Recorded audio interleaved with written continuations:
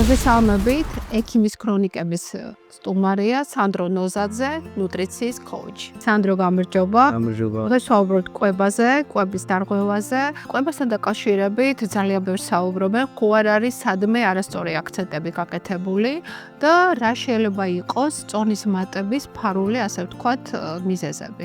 შენს პრაქტიკაში ფარული მიზეზი ერთ-ერთი შეიძლება იყოს соусები და ასე ვთქვათ ზეთები. რამდენი კალორიაც აქვს ერთ ულუფას, შეიძლება ერთი იმდენი ან ცოტა ნაკლები კონდეს უშუალოდ соусებს. მათთვის, ვისაც წონის კლება უნდა, ურჩევდი რომ მოერიდონ ისეთ соусებს, რომელშიც ბევრი ზეთი არის.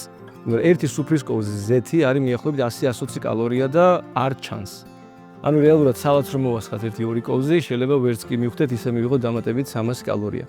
როცა ადამიანი წონის კლების დეფიციტურ კალორიაშია, ძალიან მნიშვნელოვანი ამ კალორიების თულა თუ არა გაკონტროლება. შესაბამისად, соусები მაღალშაქრიანი და მაღალცხიმიანი მაქსიმალურად უნდა მოვერიდოთ. კვება უნდა იყოს ბალანსირებული და რა თქმა უნდა, სოლიდურად ნუტრიენტებით გამდიდრებული. რომელიმე ხო არ გამოყოფდით ამ ნუტრიენტებიდან, რომელიც ძალიან მნიშვნელოვანია ჩვენი ორგანიზმისთვის. ყველას თავის ფუნქცია აქვს და ერთმანეთს ვერ ენაცვლებს. თუმცა, ცილა არის ერთ-ერთი ფუნდამენტი, ასე ვთქვათ, ჩვენი ორგანიზმის საშენი მასალა და ვფიქრობ, რომ ძალიან ბევრი ადამიანი ცილას თუ მიაქცევს ყურადღებას თითოეულ კვებაზე ბევრად კარგ შედეგს დაინახავენ, იქნება ეს ზოგადი გაჯანსაღებებით თუ წონის კლების კუთხით, იმიტომ რომ ცილას აქვს ბევრი ფუნქცია, მათ შორის ერთ-ერთი იქნება კუნთური მასის შენარჩუნება, რაც როგორც წესი წონის კლების პერიოდში არის ხოლმე რომ კუნთი ცილება და ცხიმით. ჩვენ გვჭირდება როგორც წესი კუნთის შენარჩუნება და ცხიმის წვა.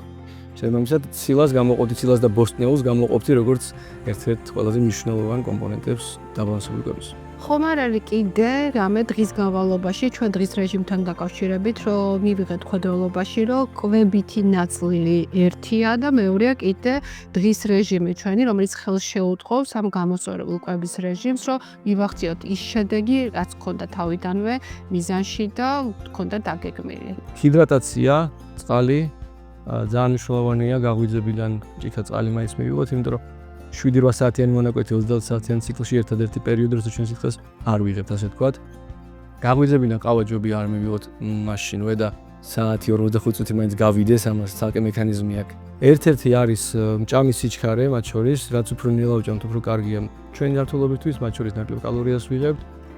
ძილი არის ფუნდამენტი ერთ-ერთი და ყველაფერთან გავაკეთოთ იმისთვის, რომ ვიგრძნოთ თუ რა გვიშლის და რა უწყობს ხელს ჩვენს ძილს, იქნება ეს ოთახში ტემპერატურა თუ სიბნელე თუ ალკოჰოლი ან გვიან საკვების მიღება, ვეცადოთ ეს გამოვასწოროთ, იმიტომ რომ ვერც ერთი დანამატი და იდეაში ძალიან ბევრი საკვებიც კი ვერ მოვა სრულფასოვან ძილთან ახლოს. მათ შორის არის მოძრაობა, ყოველდღიური ადამიანი 1 საათ ძილში იმდენ კალორიას სწავს, ამდენი კილოც არის.